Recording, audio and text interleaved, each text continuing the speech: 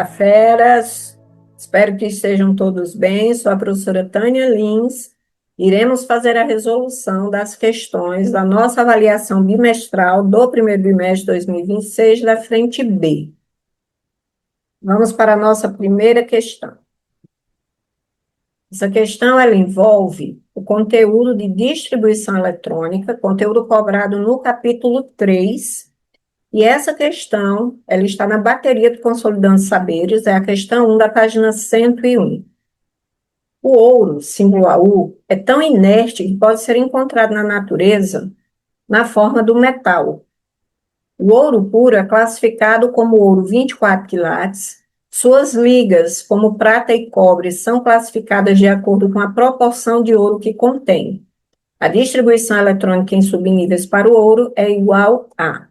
Então, se o ouro ele tem um número atômico 79, e obedecendo à distribuição do diagrama de Linus-Pauling, a configuração eletrônica será, seguindo a ordem dos subníveis, e os três últimos subníveis serão 6s2, 4f14 e 5d9. Nós vamos lembrar que alguns elementos, eles não obedecem à ordem de distribuição do diagrama. Normalmente são elementos que terminam a distribuição com o subnível D4 e D9, e muito comum ocorrer com os elementos do grupo 11, da tabela periódica. Então, por que isso acontece? Isso é uma adequação para que a configuração se torne mais estável. Então, o que é que acontece? No subnível S, que tem 2 elétrons pela distribuição do diagrama, um dos elétrons desse subnível, ele migra para o subnível D. Se for o D4, esse elétron vai ficar com, no caso, esse subnível vai ficar semi-preenchido, né? Então, cada orbital com um elétron. Se for o subnível D9, quando esse elétron do subnível S migra para o subnível D, ele passa a ficar com todos os orbitais preenchidos, estão totalmente preenchidos. Então, passa a ter uma configuração mais estável. Então, dizemos que S2D9 é menos estável do que S1D10, tá? Então, seguindo esse princípio, a distribuição correta para o ouro seria S1D10. Outros elementos também apresentam, né, essa configuração, como a prata, o cobre, o crômio. Então, são elementos que a configuração eletrônica, ela não segue a ordem de distribuição do diagrama de Linus-Pauling. E esse processo ocorre para que esses elementos passem a ter uma configuração mais estável. Então, a alternativa correta para essa questão é a alternativa C. Segunda questão, na nossa sequência, é uma questão que envolve o conteúdo de distribuição eletrônica, cobrado no capítulo 4. Essa questão está na bateria do Consolidando Saberes, é a questão 2, da página 114. A pesquisa científica relacionada à organização sistemática dos elementos químicos a partir de suas propriedades físico-químicas teve início no século XIX. A tabela periódica, no formato utilizado atualmente, é o resultado do trabalho do químico de sobrenome, questão muito fácil, né, galera? Dos 5 nomes elencados na questão, apenas um está envolvido na classificação periódica dos elementos. Os outros 4 nomes, eles estão relacionados à elaboração dos modelos atômicos, né? Então, quando a gente fala em Rutherford, Dalton, Thomson e Bohr, eles estão inseridos ali na elaboração dos modelos atômicos, enquanto Mendeleev está envolvido na classificação periódica dos elementos, assim como Champortois, Newlands, Moseley, né? Então, são nomes que estão relacionados ali à classificação dos elementos químicos, à ordenação dos elementos químicos. Então, Mendeleev é considerado o pai da tabela periódica, que foi ele, lá no século XIX, que organizou os elementos a partir de propriedades químicas semelhantes, usando a ordem crescente da massa atômica. Depois veio Moseley e reordenou a partir do número atômico, né? A genialidade do modelo de Mendeleev estava em quê? Na previsão de elementos que ainda não tinham sido descobertos. Então, ele acreditava que as lacunas que ficaram na tabela montada, com o tempo, seriam preenchidos por elementos que iam ser descobertos. E ele estava correto. Então, a alternativa correta seria a alternativa B.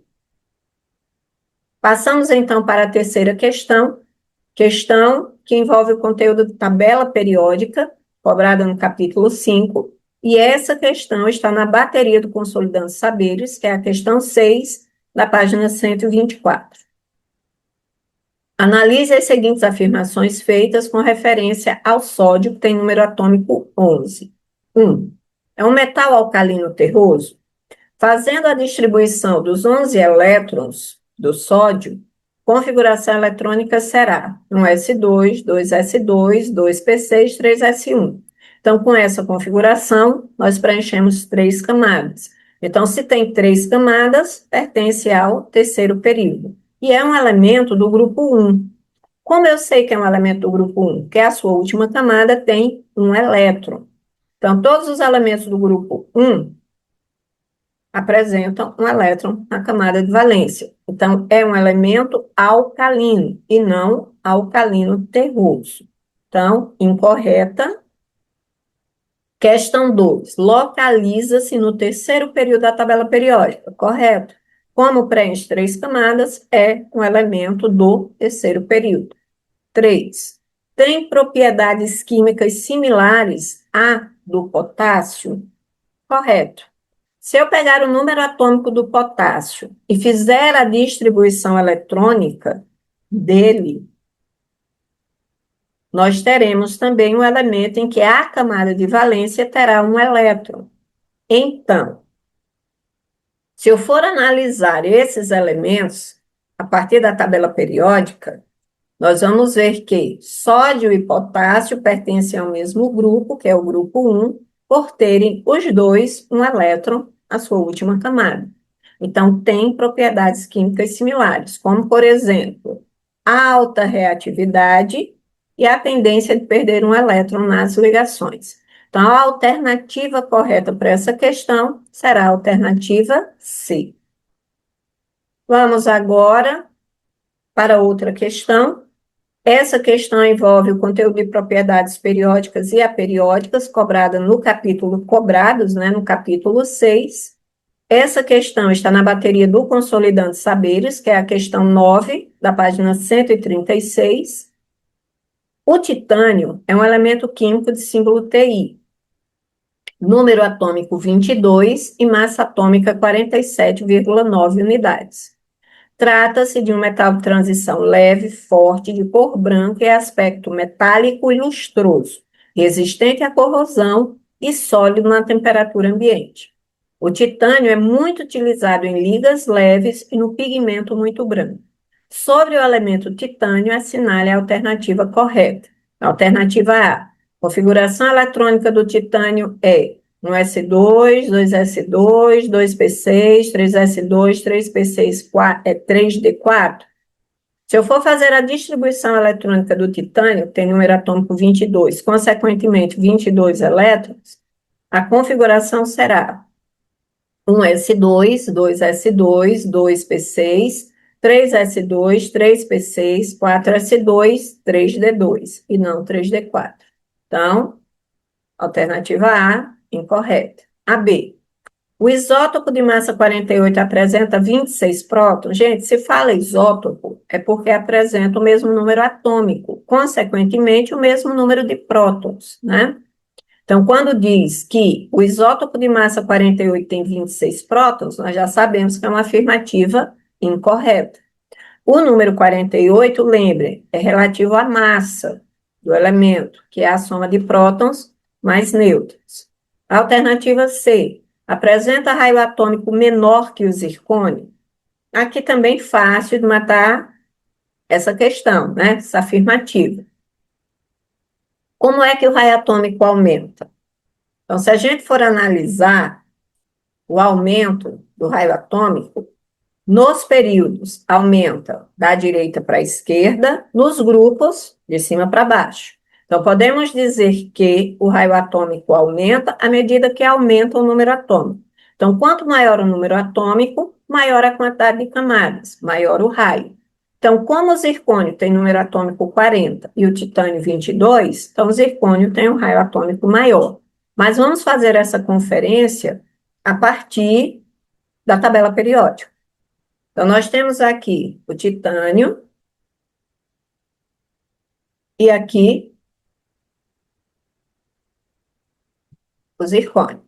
Vejam que esses dois elementos estão no mesmo grupo, e no grupo o aumento se dá de cima para baixo. Então, o zircônio tem um raio atômico maior que o titânio. A alternativa C, correta. Alternativa D, apresenta eletronegatividade maior que o oxigênio? Então, se eu comparar a eletronegatividade do titânio em relação à do oxigênio, nós vamos ver que o oxigênio tem uma maior eletronegatividade. Por quê? Porque a eletronegatividade, ela aumenta de acordo inverso ao aumento do raio atômico. Então, nos grupos, aumenta de baixo para cima e nos períodos da esquerda para a direita. Então, o aumento se dá assim. Então, primeiro vem o titânio, depois o oxigênio. Então, como o titânio vem depois do oxigênio, nessa variação, ele tem maior eletronegatividade, tá? Então, alternativa C, correta. Alternativa D, incorreta. Se vocês forem analisar, não precisa de tabela para a gente fazer, né, essa interpretação. Se, à medida que o número atômico aumenta, aumenta o raio, e a eletronegatividade é inversa ao raio atômico, então podemos dizer que, à medida que o número atômico diminui, aumenta a eletronegatividade, né? Alternativa E, apresenta energia de ionização menor que a do césio. Então, aqui nós temos comparação entre titânio e césio. Então, como varia o potencial de ionização, a energia de ionização, né, na tabela? Também inverso ao raio atômico. Nos grupos de baixo para cima, nos períodos da esquerda para a direita. Então, aqui nós vamos comparar a energia de ionização do titânio com a do césio, tá? Então, como se dá o aumento da esquerda para a direita e subindo, porque o aumento nos grupos se dá de baixo para cima. Então, seria assim. Então, primeiro o césio e depois o titânio. Então, titânio tem uma energia de ionização maior que a do césio, né? A alternativa D também correta. Então, para essa questão, a alternativa correta seria a alternativa C. Agora, vamos para a nossa última questão. Essa questão também envolve o conteúdo de propriedades periódicas e aperiódicas, cobrada no capítulo 6. É uma questão que está na bateria de Consolidando Saberes, é a questão 12, da página 136. O planeta B possui sua própria tabela periódica, sendo que uma parte dela está representada abaixo. As propriedades periódicas no planeta B seguem as mesmas tendências observadas na Terra. Então, é como se a gente tivesse montado uma tabela periódica com os elementos desse planeta, só que seguindo a mesma variação da nossa tabela. Com base nas informações anteriores, analise as proposições. Primeiro, o elemento Z possui raio atômico maior que Q? Então, vamos lembrar. Variação do raio atômico nos períodos, direita para esquerda, nos grupos, de cima para baixo. Então, o aumento se dá assim, tá? Então, podemos dizer que por essa variação, o elemento de maior raio atômico é o Q. Então, se eu comparar Z com Q, estando os dois no mesmo grupo, e no grupo o aumento é de cima para baixo, Q é um elemento que tem raio atômico maior que Z, né? Então, a alternativa 1 está incorreta. 2. A ordem de eletronegatividade no segundo período é Z menor que A e A menor que D? Como é que se dá uma variação da eletronegatividade? Inversa do raio. Então, nos períodos aumenta da esquerda para a direita e nos grupos de baixo para cima. Então, o aumento se dá assim, quando a gente analisa a eletronegatividade, né? Então, Z menor que A, menor que D. Então, como os três estão no mesmo período, e a ordem de aumento no período é da esquerda para a direita, Z menor que A e A menor que D. Então, segunda afirmativa é verdadeira. 3. O elemento L possui uma eletronegatividade maior que T. Então, vejam que L e T estão no mesmo grupo. E nos grupos, a eletronegatividade aumenta de baixo para cima. Então, L tem uma eletronegatividade menor que T. Então, L possui uma eletronegatividade maior que T? Errado, é menor. Então, a 3 é uma afirmativa incorreta, falsa. 4. O maior raio atômico nessa parte da tabela periódica é o de quê? Correto. Nós já vimos que o aumento do raio atômico se dá dessa forma. Então, Q é o elemento de maior raio atômico. Então, 4, verdadeiro. 5. O elemento X é menos eletronegativo que T. Então, eu tenho X e T que estão no mesmo período. A eletronegatividade no período aumenta da esquerda para a direita. Então, X tem uma eletronegatividade menor que T. Então, alternativa 5, verdadeira. Então, quais as afirmações verdadeiras? Corretas? A 2, a 4 e a 5. Então, para essa questão, a alternativa correta é a A. E chegamos ao final da nossa correção. Espero que todos tenham conseguido um bom resultado nessa avaliação e ficamos por aqui. Um grande beijo a todos e lembrem sempre: foco, força e muita fé. Beijão.